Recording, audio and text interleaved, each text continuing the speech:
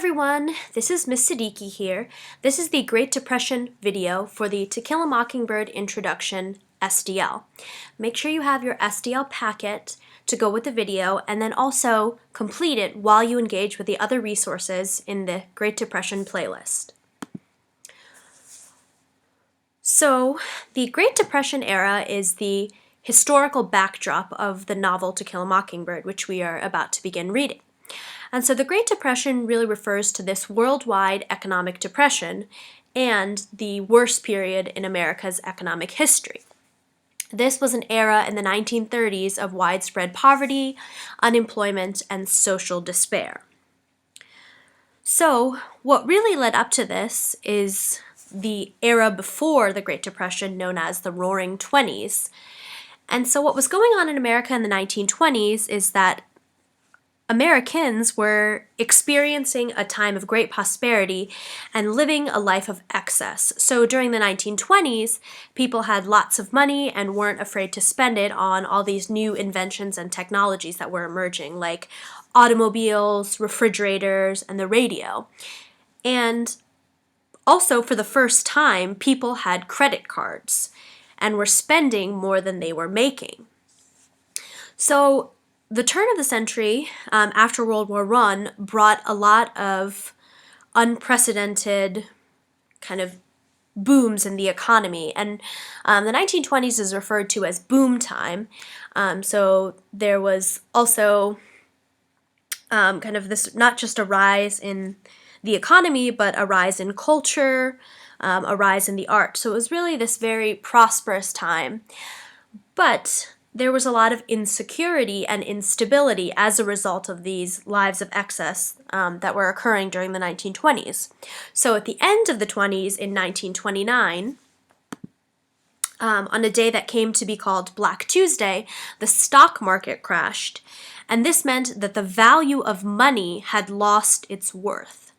So essentially, what that means is what someone could have bought for $1 the day before now cost $3 to $5. So you can kind of think about what impact that would have. So businesses could no longer afford to pay their workers. They began to lay off hundreds of thousands of people. Banks could not afford to give people their money that they had promised and were forced to declare bankruptcy. People's life savings suddenly disappeared, and as a result, people could not afford to make their house payments or even buy food or clothing and basic necessities. So a lot of the country was living in, they were homeless, they didn't have jobs.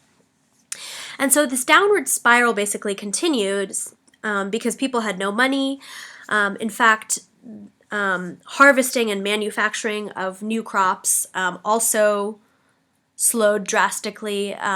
This phenomenon known as the Dust Bowl, which is a weather phenomenon which basically ruined the harvest because of these basically storms of dust in the west were killing all the farm and agriculture happening out there. So that, in conjunction with the fact that money was losing its worth, really led to this tanking of the economy. So by 1932, about 30% of the American population was unemployed. So that's about 16 to 20 million people, and that's huge. Usually that should be in the single digits. So since people couldn't work, they couldn't pay their debts, and many were left homeless, and when inflation, which is a rise in prices, hit, even more people were homeless and jobless, and they were forced to beg and borrow and steal food just to survive. And because the American people could no longer afford to spend money, the economy worsened. So you can see this is kind of like a cyclical thing, which is really why this is called the Great Depression.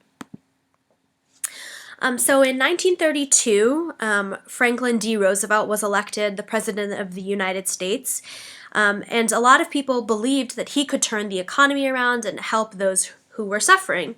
And, he really did allow for the country to recover in a lot of ways. So he introduced the New Deal, Social Security, social programs, and he had public works projects where he was both simultaneously able to rebuild the country in a lot of ways, but then offer jobs to the millions of unemployed Americans.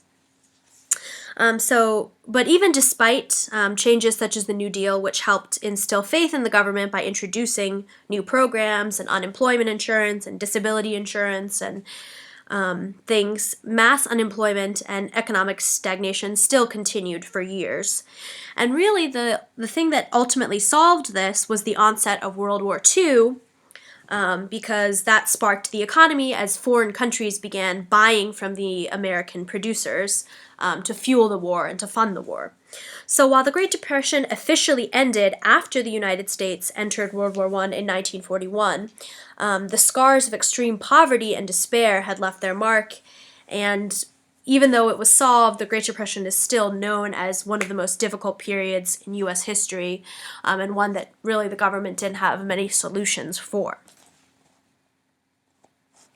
So as you read To Kill a Mockingbird, keep in mind that a lot of the characters are suffering through the Great Depression, and there are poor families that the protagonists of To Kill a Mockingbird Scout encounters, and so I just want you to be aware of that context as you read the novel.